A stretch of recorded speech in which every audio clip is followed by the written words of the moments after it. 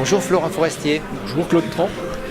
Lors de son lancement public à la Maison des Métallos à Paris, le think tank Hashtag le plus important a présenté son premier rapport à la presse. Tu es co-auteur de cette étude intitulée « Favoriser le développement professionnel des travailleurs des plateformes numériques ». Mais pourquoi posez-vous cette question des plateformes numériques ? Alors, il faut d'abord comprendre ce que c'est qu'une plateforme.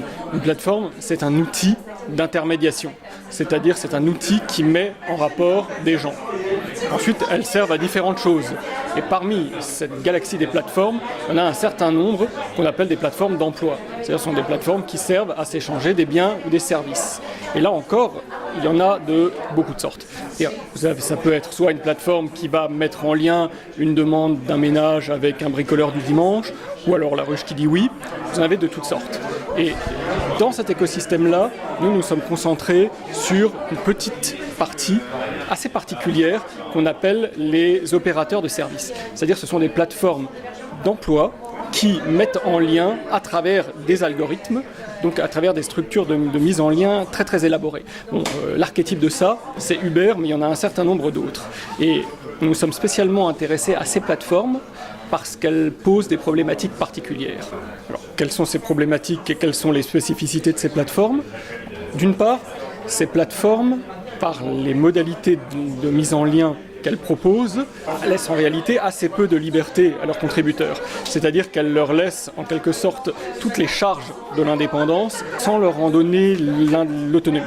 Une partie de notre problématique était de rééquilibrer la relation entre la plateforme et le contributeur. C'est-à-dire de doter les utilisateurs des plateformes d'un certain nombre d'outils d'anticipation, de contrôle, de maîtrise, de projection pour pouvoir exercer vraiment pleinement leur indépendance et en particulier dans le cadre, dans l'optique d'une professionnalisation.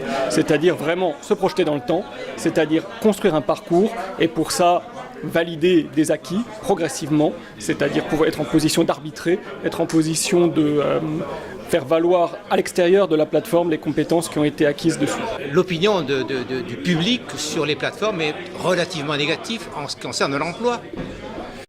Les plateformes font peur parce que, d'une part, ça participe de cette peur plus générale aux tendances à l'automatisation dans la société, aux tendances aussi aux redéfinitions des formes d'emploi, à ce qu'on a pu appeler la sortie ou la fin du salariat. Donc les plateformes sont un peu considérées comme le symbole de ça et comme le symbole d'une sortie par le bas, c'est-à-dire comme le symbole d'un retour du travail à la tâche dans des conditions assez précaires, sans protection sociale et d'une certaine forme de déshumanisation. D'autre part, elles fascinent. J'ai envie de dire pour les mêmes raisons, mais vues du côté positif. C'est-à-dire, elles permettent d'envisager des formes de collaboration qui sortent des schémas d'organisation traditionnels. Elles permettent d'envisager une organisation personnelle du travail beaucoup plus indépendante. C'est-à-dire théoriquement, à partir d'une plateforme, on peut travailler quand on veut, tant qu'on veut, à la manière dont on veut. On peut travailler avec qui on veut. Ça permet aussi d'imaginer une certaine forme d'émancipation. Donc les plateformes sont un peu à la fois vecteurs d'une peur et en même temps vecteurs de l'imaginaire d'un autre régime de travail qui pourrait être un régime plus émancipateur. Là-dedans, la spécificité de notre rapport est justement de ne pas simplement envisager l'aspect économique des choses. C'est-à-dire, oui, les plateformes, c'est un écosystème économique, mais c'est aussi un écosystème social. Et les plateformes, elles ont aussi un impact social. Et dans cet impact social, il y a quelque chose de très important, c'est qu'elles permettent de nouvelles modalités d'accès au marché du travail, de nouvelles formes de progression dans l'emploi en général. Et elles permettent à des populations éloignées du marché du travail d'y arriver plus facilement. Que ce soit parce qu'elles subissent des discriminations, que ce soit parce qu'elles n'ont pas les compétences validées par des formations classiques et donc elles ont des murs à l'entrée de l'emploi traditionnel. Vous avez aussi des personnes en situation de handicap qui ont besoin d'organiser leur travail ou leur temps de travail de manière adaptée. Les plateformes peuvent offrir des solutions à tout ça. Donc à partir de là, disons qu'il y a aussi toute une dimension de modèle social et d'insertion des plateformes, si ce n'est à inventer, du moins à développer. Notre optique là-dedans n'est donc pas de prendre position pour ou contre, c'est pas non plus de vouloir imposer des régulations trop strictes. C'est une perspective de monter en gamme, avec un pari. C'est qu'en développant justement cette dimension d'insertion que peuvent avoir les plateformes, en développant ce côté social, en développant toutes ces capacités que les travailleurs pourraient mettre en œuvre, donc en rééquilibrant la relation des plateformes à leurs contributeurs, on peut contribuer à une montée en gamme générale à la fois des services proposés, des formes d'emploi, donc des parcours professionnels. Ce qui veut dire qu'en fin de compte, le schéma pourrait être gagnant pour tout le monde, à la fois gagnant pour les travailleurs, gagnant pour les plateformes elles-mêmes, qui pourraient développer des services plus durables, plus structurés, avec plus de valeur ajoutée, et gagnant aussi pour les utilisateurs, pour les acheteurs, pour les clients. Bon, racontez-moi un petit peu, mais ça s'est passé comment l'écriture de cette note ? Bien, en fait, la façon dont s'est déroulée l'écriture de ce, je dis rapport, mais c'est plutôt un ensemble de propositions problématisées, est assez significative de la complexité, du foisonnement de ce champ qui est en pleine émergence. Au départ, nous pensions vraiment rédiger une étude assez courte. Puis, nous avons fait beaucoup d'entretiens avec des acteurs de terrain. Alors, des acteurs de terrain, ça peut être des patrons de plateforme, ça peut être des experts, ça peut être des militants, que ce soit des syndicalistes classiques, que ce soit des acteurs de nouvelles formes de collectifs. Nous avons aussi sollicité un certain nombre d'experts très investis qui ont vraiment servi de consultants, qui ont beaucoup alimenté, enrichi le rapport de leurs connaissances. Et au fur et à mesure, la chose s'est étoffée.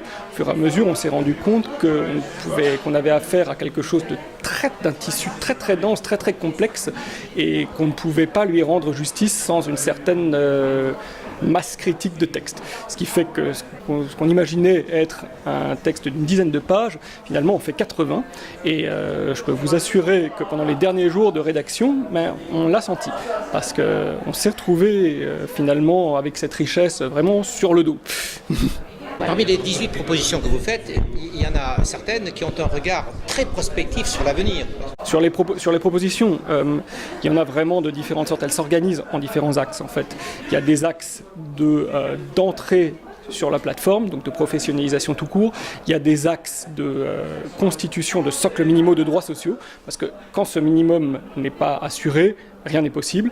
Il y a des axes de portabilité, c'est-à-dire de construction de carrière, de construction de parcours, de projection dans le long terme. Et puis il y a des axes plus généraux de gouvernance. Alors, ce qui engendre évidemment des mesures de nature très très différentes. Certaines sont assez précises et ponctuelles, d'autres vont être plus générales. Alors moi je vais en évoquer 3. Donc, parmi les mesures que nous proposons, par exemple, il y a une labellisation, c'est-à-dire la mise en place d'un label qui au départ serait assuré par l'État, ensuite serait octroyé par une autre instance dont je parlerai plus tard. Bon, ce label est conditionné à un certain nombre de pratiques vertueuses des plateformes en termes d'information, en termes de droits sociaux, en termes de formation, etc. Alors pourquoi est-ce que les plateformes auraient intérêt de rentrer dedans ? D'abord parce que nous proposons qu'en échange de l'entrée dans ce label-là, de l'octroi de ce label, les plateformes obtiennent un certain nombre de sécurités.